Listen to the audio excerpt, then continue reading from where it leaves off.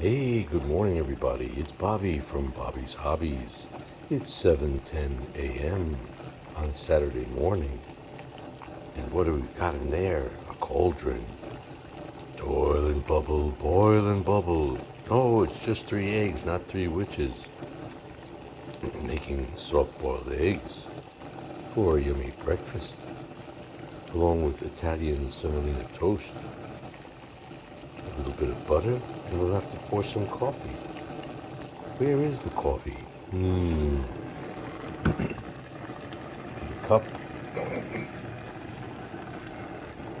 A little dangerous, I feel, pouring this hot thing. Yeah.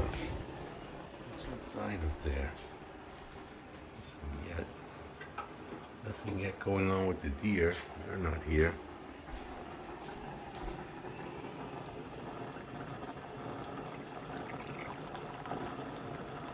Alright, there's our morning brew.